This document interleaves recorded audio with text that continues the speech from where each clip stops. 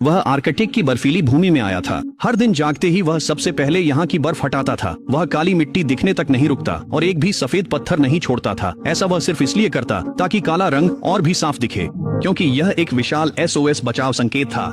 वह पहले ही 3 साल से आर्कटिक में फंसा हुआ था। वह आदमी हर दिन 3 चीजें दोहराता था। दूसरी चीज थी जाल के पास जाना और आज की पकड़ देखना, क्योंकि वहाँ कोई चारा नहीं था। मछली न पकड़ना सामान्य बात थी, लेकिन तभी एक और जाल में जोरदार आवाज आई। वह जल्दी से दौड़कर वहाँ पहुँचा और धीरे धीरे डोरी को ऊपर खींचने लगा। ये आर्कटिक की खास सामन मछली थी। शिकार के बाद भी वह खुश नहीं था। 3 साल से आग न होने के कारण वह सिर्फ कच्ची सामन यानी साशिमी ही खा रहा था। बाहर ये शायद एक महंगा व्यंजन होता, लेकिन उस आदमी के लिए ये मोम चबाने जैसा था। अपनी ताकत फिर से हासिल करने के बाद उसके पास रखी अलार्म घड़ी इसी समय बज उठी। यह उसे तीसरी चीज करने की याद दिला रही थी, जो था रेडियो को बाहर ले जाकर सिग्नल ढूंढना। और हर बार उसे जगह बदलनी पड़ती थी, क्योंकि भूचुंबकीय हस्तक्षेप होता था। वह जितनी दूर तक खोज सकता था वह सीमा बेहद सीमित थी। शायद तभी जब सिग्नल स्रोत खुद उसके पास आ जाए, तभी मशीन पर हरी बत्ती जलती थी। यही उसकी रोजमर्रा की जिंदगी थी। कठोर आर्कटिक के अलावा उसे यहाँ के जानवरों से भी सावधान रहना था। अगले दिन वह जाल के पास पहुँचा और देखा कि खाने का डिब्बा किसी चीज ने नष्ट कर दिया था। अंदर की मछलियां भी गायब थीं। अगले ही पल उसने पास में एक विशाल पंजे का निशान देखा। वह ध्रुवीय भालू का था। वह तुरंत विमान की ओर भागा। भोजन की कमी के दौरान मुमकिन था कि ध्रुवीय भालू इंसानों पर हमला कर दे, पर काफी इंतजार के बाद भी उसका कोई सुराग नहीं मिला। उसे लगा भालू चला गया, इसलिए वह सिग्नल ढूंढने बाहर निकला, पर अचानक देखा कि भालू पास ही था। शायद वह हमला करने के लिए सही मौके का इंतजार कर रहा था। तो फिलहाल आदमी अस्थायी रूप से सुरक्षित था। फिर वह एक और पहाड़ी पर गया और रेडियो को हिलाता रहा, लेकिन तभी पास से एक बड़ा तूफान आता दिखा। जल्द ही हवा जोर जोर से चलने लगी। आदमी के पास हार मानकर वहाँ से जाने के अलावा कोई विकल्प नहीं था। लेकिन ठीक उसी समय हरी बत्ती अचानक एक बार टिमटिमाई, पर वह बस एक पल था। मौका छोटा ही सही, उसे पकड़ना था। उसके प्रयासों से हरी बत्ती फिर जल उठी। उसने चारों ओर सिग्नल का स्रोत खोजा। अगले ही पल एक हेलीकॉप्टर नजर आया। आदमी ने उसे देखते ही जल्दी से बचाव के लिए तैयार किया हुआ स्मोक स्टिक निकाल लिया। सौभाग्य से यह सफेद आर्कटिक था, इसलिए धुआं और भी ज्यादा साफ दिखाई देने लगा। उन्होंने उसे जल्दी ही देख लिया। हवाई जहाज को उसकी ओर मुड़ते और उड़ते देख वह खुशी से झूम उठा। 3 साल में यह पहली बार था। वह मुस्कुराया। हालांकि जैसे ही आदमी ने सोचा कि वह बच गया है, किस्मत ने उसके साथ एक और मजाक कर दिया। अभी अभी आए तूफान की वजह से हेलीकॉप्टर बिल्कुल भी आगे नहीं बढ़ सका। फिर वह जोर जोर से हिलने लगा और फिर नियंत्रण खो बैठा, उल्टी दिशा में उड़ गया। आदमी ने सोचा कि उन्होंने उसे बचाने का फैसला नहीं किया, लेकिन अगले ही पल वह सीधा जमीन पर जा टकराया। आदमी ने कभी नहीं सोचा था कि आखिरकार बचने का मौका मिलने के बाद ऐसा हादसा हो जाएगा, लेकिन अब दुखी होने का समय नहीं था।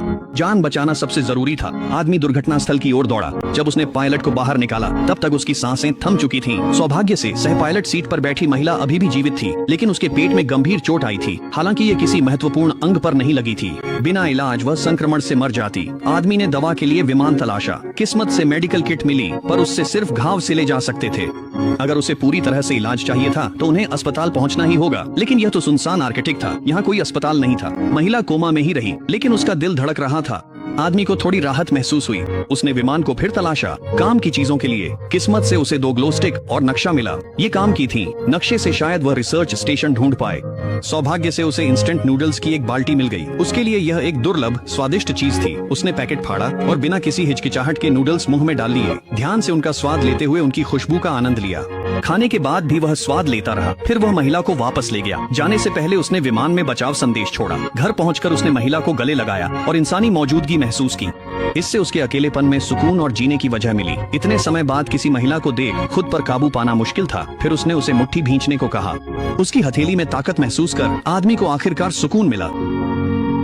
माफ करना। महिला को दुख में बेहोश होते देख उसे तुरंत अपराधबोध महसूस हुआ। उसे बचाने के चक्कर में विमान दुर्घटनाग्रस्त हो गया। उसे संभालने के बाद वह आदमी फिर लौटा। उसने पायलट का शव संभाला और सामान तलाशने लगा। उसने आदमी के कपड़े टटोले और लाइटर पा लिया। आग की लौ देख वह आदमी खुश हो गया। इसका मतलब था कि अब उसे कच्चा खाना नहीं खाना पड़ेगा। उसने जल्दी से लाइटर को अपनी जेब में डाल लिया। किस्मत से उसे गैस सिलेंडर और स्टोव भी मिल गए। बर्फीले आर्कटिक में ये सब विलासिता की चीजें थीं। जैसे ही वह किसी और जगह तलाशने जा रहा था, उसे अचानक एक फोटो मिल गई।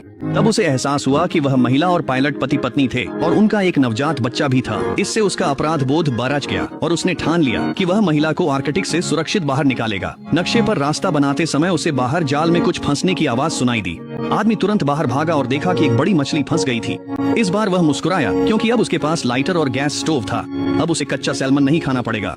घर लौटकर उसने सी फूड इंस्टेंट नूडल्स पकाई। इसे खाना बेहद स्वादिष्ट था। अपने पास बैठी महिला को देखकर उसने जल्दी से कांटे से मछली निकालकर उसे खिलाने की कोशिश की। शायद पति को खोने के गम में महिला दुखी थी। आदमी के दोबारा खिलाने पर उसने मना कर दिया तो उसने उसे सहारा दिया। रेस्क्यू टीम जरूर उन्हें ढूंढ लेगी। खाना पीना करने के बाद उसने सामान की जांच शुरू की और रिसर्च स्टेशन की ओर जाने की तैयारी करने लगा। जाने से पहले उसने विमान में बचाव संदेश छोड़ा ताकि कोई उसे देख सके। आगे का सफर लंबा था।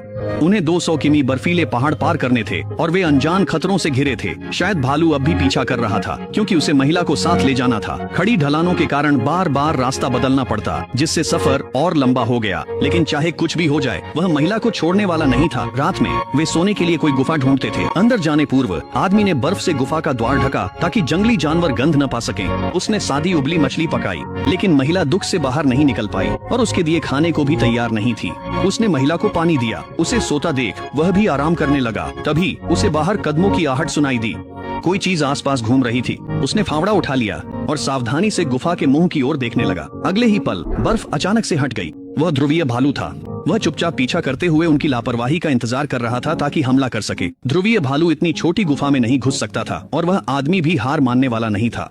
उसने ग्लो स्टिक जलाई, यह जानते हुए कि यह जीव उसका पीछा कर रहा है। वह हार नहीं मानेगा और गुफा के मुहाने पर डटा रहेगा जब तक उसका शिकार हार न मान ले।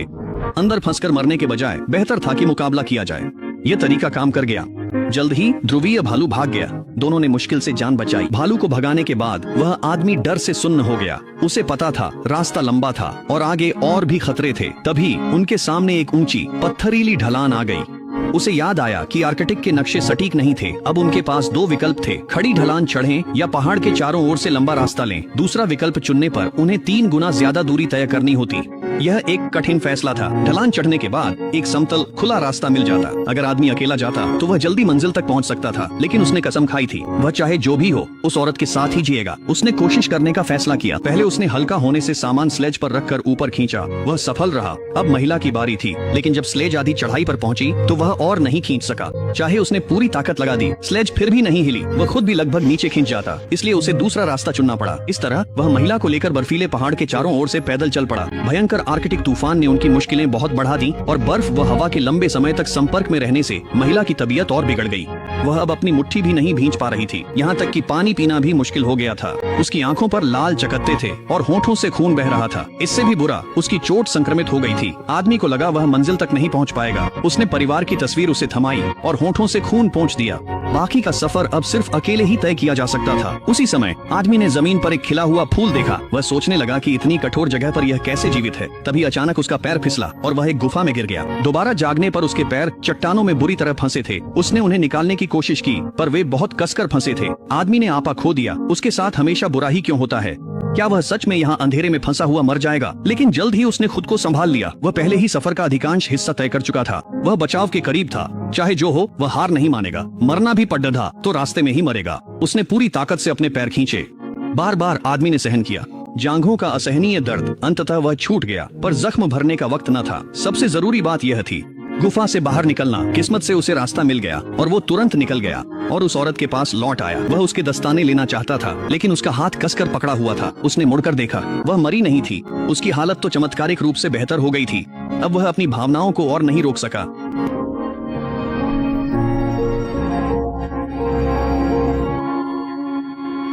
आदमी ने तय किया कि चाहे आगे कुछ भी हो, जब तक उसमें जान बाकी है वह कभी हार नहीं मानेगा।